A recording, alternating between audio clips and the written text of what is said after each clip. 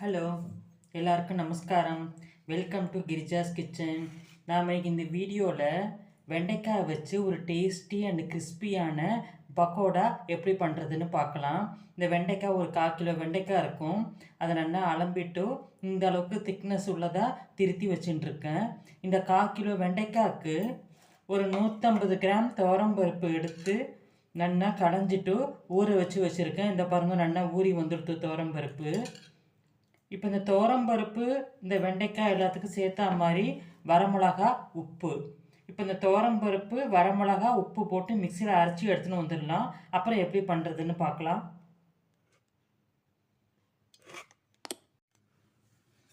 இதோ பாருங்க, மிக்சியில் துவரம்பருப்பு, வரமிளகா, உப்பு போட்டு நல்லா இந்த பதத்துக்கு கொஞ்சம் குறைன்னு அரைச்சி எடுத்துன்னு வந்தாச்சு.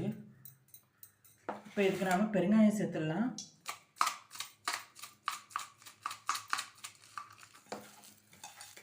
நல்லா பிசைஞ்சு விட்டுன்ட்டு கலந்து விட்டுன்ட்டு நம்ம வெண்டைக்காய் திருத்தி வச்சுருக்கோம் இல்லையா, அதை இதோட போட்டு கலந்துட வேண்டியதுதான்.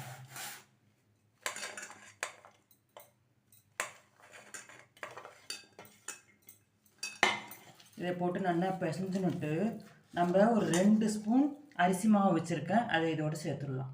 இன்னும் கொஞ்சம் கிறிஸ்பினஸை தூக்கி கொடுக்கும்.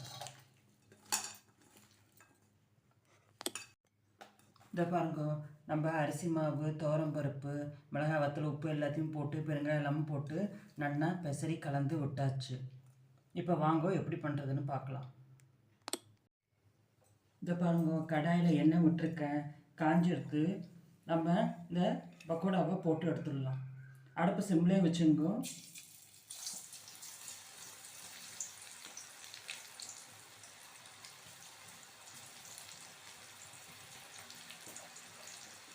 இது ரொம்ப நல்லா டேஸ்டியாக கிறிஸ்பியாக இருக்கும்.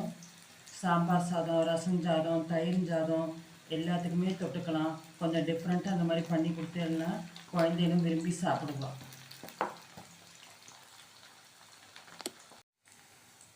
இப்போ பாருங்க, நம்மளுடைய கிறிஸ்பியான வெண்டைக்காய் பக்கோடா ரெடியாக எடுத்து இது கொஞ்சம் வேகிறதுக்கு ஒரு 5-6 நிமிஷம் ஆகும். ஏன்னா இந்த பச்சை வெண்டைக்காய் நல்லா கிறிஸ்பியாக வரணும் இல்லையா.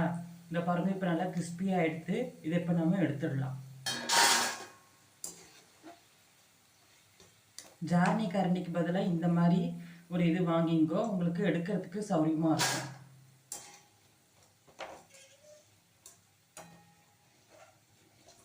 இதே மாதிரியே நம்ம மீனி பக்கோடாவும் போட்டு எடுத்துக்கலாம். இதோ பாருங்க, நம்முடைய டேஸ்டி அண்ட் கிறிஸ்பி வெண்டைக்காய் பக்கோடா ரெடியாக எடுத்து. நான் ஏற்கனவே சொன்ன மாதிரி சாம்பார் சாதம், ரசம் சாதம், தயிர் சாதம், வெஜ்ஜு புலாவ், புதினா சாதம் எல்லாத்துக்குமே இது செட் ஆகும். எலுமிச்சம்பழம் சாதம், தேங்காய் சாதம் எல்லா வெரைட்டி ரைஸுக்குமே இது தொட்டுக்கலாம். நீங்களும் உங்கள் ஆற்றுல இந்த மாதிரி ட்ரை பண்ணி பார்த்துட்டு எனக்கு கமெண்ட்டில் போஸ்ட் பண்ணுங்க. I hope you all like this video. Thank you.